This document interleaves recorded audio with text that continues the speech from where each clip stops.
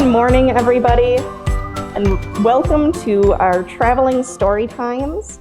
I'm Addie, and today we're going to be reading a couple of books, doing a couple of rhymes, and then meeting some of the cool animals that live at the UWSP campus with the Herpetology Society.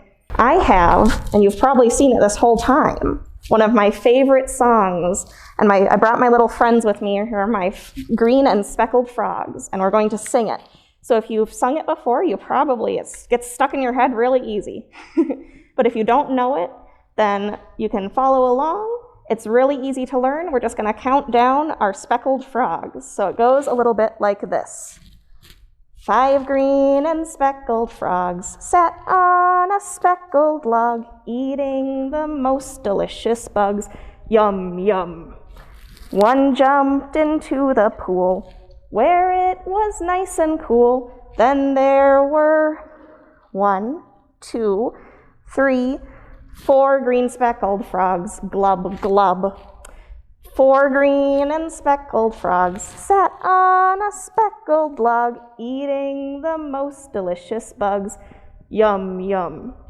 One jumped into the pool, where it was nice and cool. Then there were 1, 2, 3 green speckled frogs. Glub, glub. 3 green and speckled frogs sat on a speckled log, eating the most delicious bugs. Yum, yum. One jumped into the pool, where it was nice and cool. Then there were 1, 2 green speckled frogs. Glub, glub.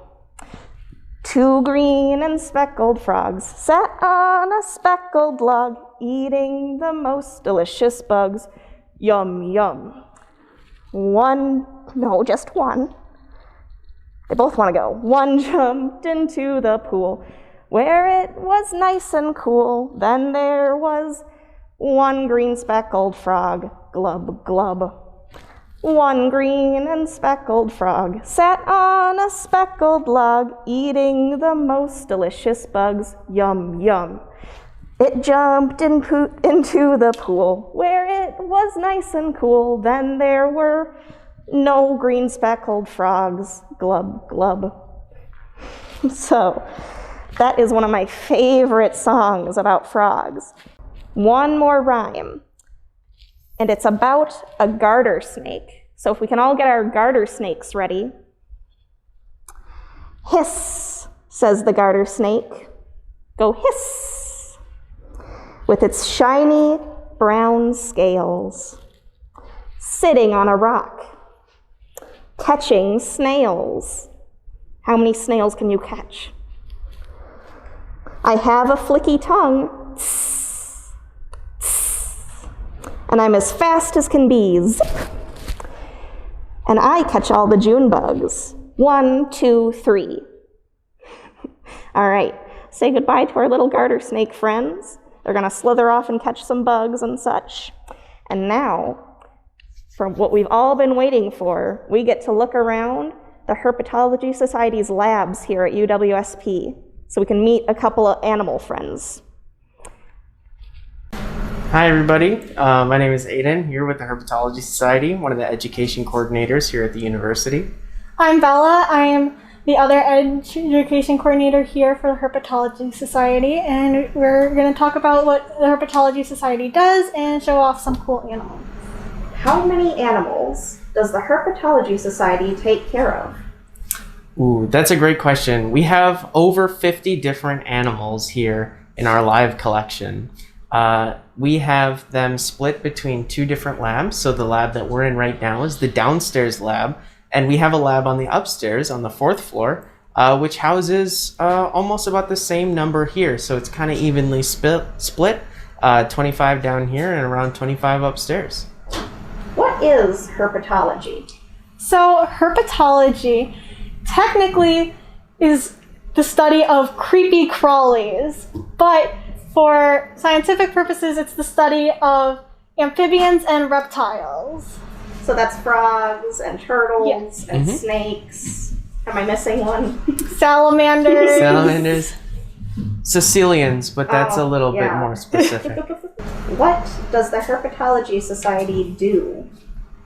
So, besides taking care of all of our live animals, the Herpetology Society we do things like this, where we talk to people about herps and reptiles and amphibians, and just kind of teach people what that's all about. We also do go on herping trips where we look outside for all these reptiles and amphibians, which is something you can do in your own backyard or in a park. You can just go out and look for turtles or frogs or lizards, and then you too can be a herpetologist.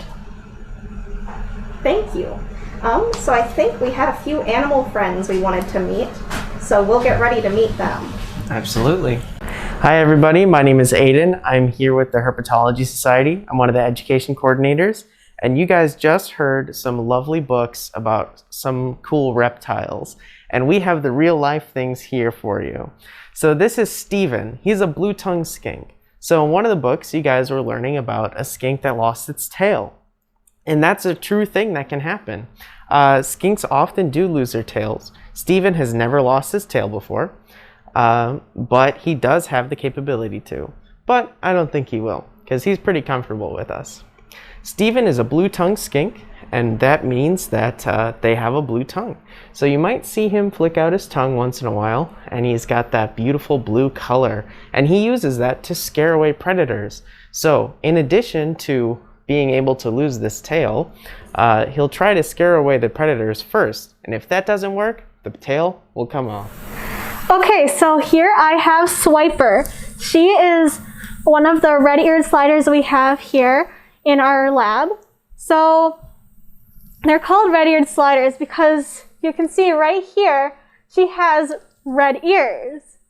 So red-eared sliders can actually be found in Wisconsin. So you might see them sometimes in the park. So like we saw in Scoot, turtles need to bask so they can get heat from the sun because they do not produce heat on their own. So when turtles bask in groups, a group of turtle is called a bale, like a bale of hay.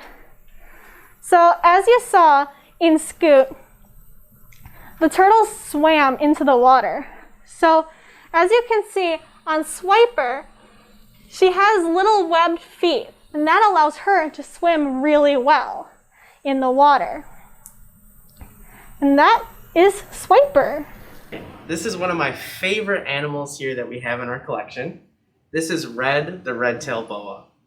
Now Red is the biggest snake that we have here. He's almost my size, so he's almost like 5.5 feet long, if not 6 feet long. So he's really, really cool. Red-tailed boas are so named because they have this beautiful red tail that they have, and their coloration throughout their entire body is very, very cool. These guys are really large constrictor snakes, so that is just how they take their prey, is they'll take it and they'll wrap themselves around it, squeeze it, and then eat it. But he's a sweetheart, and he's not trying to squeeze me, and he won't be able to hurt me because he is too small to eat me. Here we have our hognose snake, Rizzo. So Rizzo is a western or plains hognose snake, and they get the name hognose snake from this little tiny upturned snout that they have. And they especially love using this snout to dig in the dirt because they will dig tunnels underneath the ground and they'll live there. These guys are kind of sassy snakes, and they will hiss and fake strike at people trying to disturb them, but they mean no harm. They can't hurt you in the slightest. Now, you might see this beautiful coloration on the belly, and that's because these guys are drama queens, and when they're disturbed, what they'll do is they'll play dead. So they'll flip over on their back and they'll wriggle around like they're dead, and then hopefully the predator or whatever's bothering them will lose interest and go away. Here I have Brownie, one of our leopard frogs here.